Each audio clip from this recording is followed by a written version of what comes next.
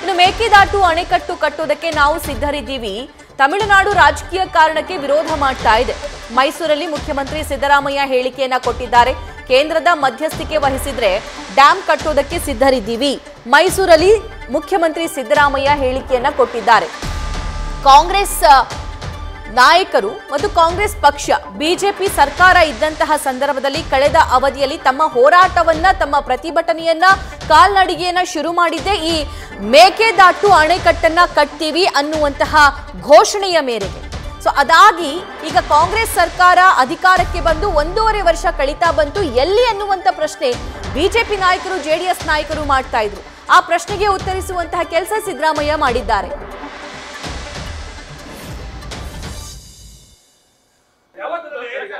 ನಾಳೆ ನಾಡದ್ದು ಒಳಗಡೆ ಮೆಟ್ಟೂರು ಡ್ಯಾಮ್ ತುಂಬಾ ತುಂಬ್ತಾ ಇದೆ ಸರ್. ನೀರೆಲ್ಲ ಯಥೇಚ್ಛವಾಗಿ ವೇಸ್ಟ್ ಆಗ್ತಾ ಇದೆ.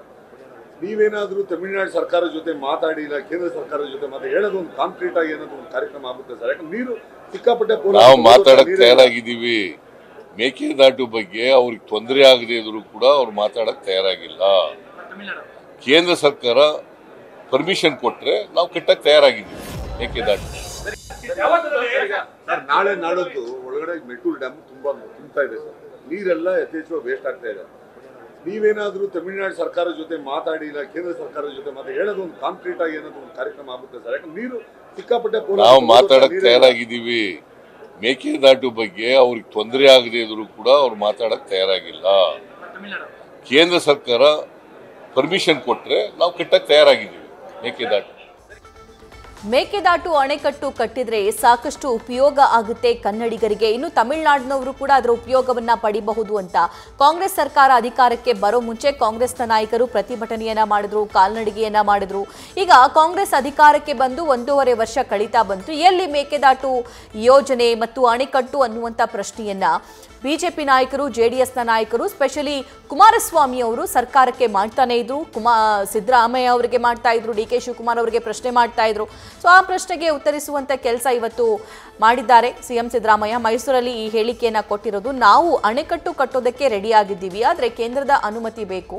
ಕೇಂದ್ರ ಸಹಕರಿಸಿದ್ರೆ ಡೆಫಿನೆಟ್ಲಿ ನಾವು ಮೇಕೆದಾಟು ಅಣೆಕಟ್ಟನ್ನ ಕಟ್ತೀವಿ, ಆ ಯೋಜನೆಯನ್ನ ಜಾರಿಗೊಳಿಸ್ತೀವಿ ಅಂತ ಹೇಳಿ ಮೈಸೂರಲ್ಲಿ ಸಿದ್ದರಾಮಯ್ಯ ಸ್ಟೇಟ್ಮೆಂಟ್ ಕೊಟ್ಟಿದ್ದಾರೆ. ಆದರೆ ಈಗ ಕೇಂದ್ರದಲ್ಲಿ ಜೆಡಿಎಸ್ ಹಾಗೂ ಬಿಜೆಪಿ ಮೈತ್ರಿಯನ್ನ ಮಾಡಿಕೊಂಡಿರೋದು. ಸೊ ಕೇಂದ್ರದ ಮೇಲೆ ಒತ್ತಡ ಹಾಕುವಂತಹ ಪ್ರಯತ್ನ ಈ ರೀತಿ ಸಿದ್ದರಾಮಯ್ಯ ಅವರು ಮಾಡ್ತಾ ಇದ್ದಾರೆ. ಮತ್ತಷ್ಟು ಅಪ್ಡೇಟ್ಸ್ ನಮ್ಮ ಸೀನಿಯರ್ ಕರೆಸ್ಪಾಂಡೆಂಟ್ ಚಂದ್ರಮೋಹನ್ ನೀಡ್ತಾರೆ. ಚಂದ್ರಮೋಹನ್, ಅಣೆಕಟ್ಟು ಕಟ್ತೀವಿ ಅಂತ ಹೇಳ್ತಾನೆ ಈ ಪ್ರತಿಭಟನೆಗಳನ್ನ ಮಾಡ್ತಾ, ಕಾಲ್ನಡಿಗೆಯನ್ನ ಮಾಡ್ತಾ, ಜಾಗೃತಿಯನ್ನ ಮೂಡಿಸ್ತಾ ಕಾಂಗ್ರೆಸ್ ನಾಯಕರು ಅಧಿಕಾರಕ್ಕೆ ಬಂದ್ರು.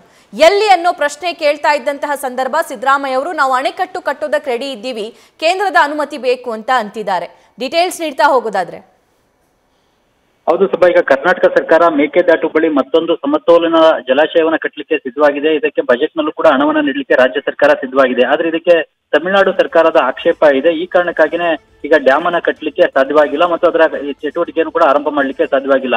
ಈಗ DPR ಅನ್ನ ರಾಜ್ಯ ಸರ್ಕಾರ ಕೇಂದ್ರ ಸರ್ಕಾರಕ್ಕೆ ಸಲ್ಲಿಕೆಯನ್ನ ಮಾಡಿದೆ. ಅದು ಕೇಂದ್ರ ಜಲ ಆಯೋಗದಲ್ಲಿ ಪೆಂಡಿಂಗ್ ಇದೆ. ಕೇಂದ್ರ ಜಲ ಆಯೋಗ ಹಾಗೂ ಕಾವೇರಿ ನೀರು ನಿರ್ವಹಣಾ ಪ್ರಾಧಿಕಾರಗಳು ಇದರ ಬಗ್ಗೆ ಚರ್ಚೆಯನ್ನು ನಡೆಸಿ ತಮ್ಮ ಒಪ್ಪಿಗೆಯನ್ನ ನೀಡಬೇಕು. ಕೇಂದ್ರದ ಜಲಶಕ್ತಿ ಇಲಾಖೆಯಿಂದ ಒಪ್ಪಿಗೆಯನ್ನ ಸಿಕ್ಕಿದ್ರೆ ಮತ್ತು ಬೇರೆ ಬೇರೆ ಇಲಾಖೆಗಳಿಂದ ಒಪ್ಪಿಗೆಯನ್ನ ಸಿಕ್ಕಿದ್ರೆ ಡ್ಯಾಮ್ ಅನ್ನ ನಿರ್ಮಾಣ ಮಾಡಲಿಕ್ಕೆ ರಾಜ್ಯ ಸರ್ಕಾರ ಸಿದ್ಧವಾಗಿದೆ. ಜೊತೆಗೆ ತಮಿಳುನಾಡು ಸರ್ಕಾರದ ಒಪ್ಪಿಗೆ ಕೂಡ ಈ ಡ್ಯಾಮ್ ನಿರ್ಮಾಣಕ್ಕೆ ಬೇಕಾಗುತ್ತೆ.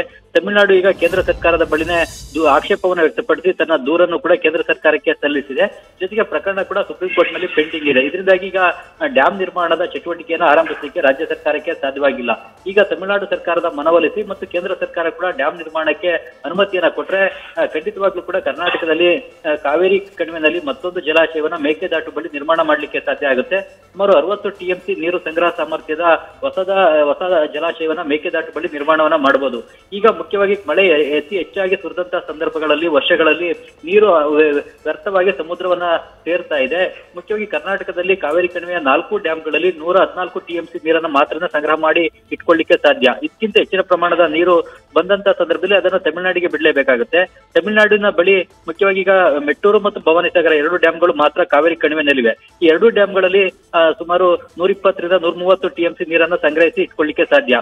ಇದಕ್ಕಿಂತ ಹೆಚ್ಚಿನ ಪ್ರಮಾಣದ ಮಳೆ ನೀರು ಬಂದಂತ ಸಂದರ್ಭದಲ್ಲಿ ತಮಿಳುನಾಡು ಕೂಡ ನೀರನ್ನ ಸಮುದ್ರಕ್ಕೆ ಗೇಟ್ ಅನ್ನ ತೆರೆದು ಹರಿಯ ಬಿಡ್ತಾ ಇದೆ.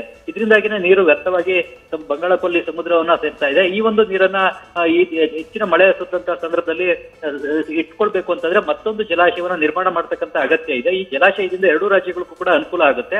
ಆ ಕಾರಣಕ್ಕಾಗಿ ಮೇಕೆದಾಟು ಬಳಿ ಮತ್ತೊಂದು 60 TMC ಸಂಗ್ರಹ ಸಾಮರ್ಥ್ಯದ ಡ್ಯಾಮ್ ಅನ್ನ ಕಟ್ಟಲಿಕ್ಕೆ ಅನುಮತಿಯನ್ನ ಕೊಡಿ ಅಂತೇಳಿ ಈಗ ರಾಜ್ಯ ಸರ್ಕಾರ ಕೇಂದ್ರ ಸರ್ಕಾರವನ್ನು ಕೂಡ ಕೇಳಿದೆ.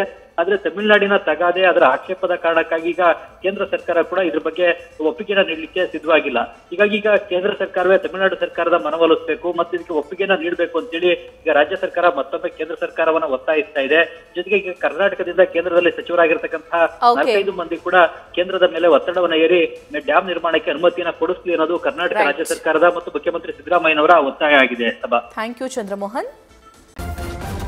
ನ್ಯೂಸ್ ಫಸ್ಟ್ ನಿರ್ಭೀತಿಯಿಂದ ನಿಮ್ಮ ಪರವಾಗಿ.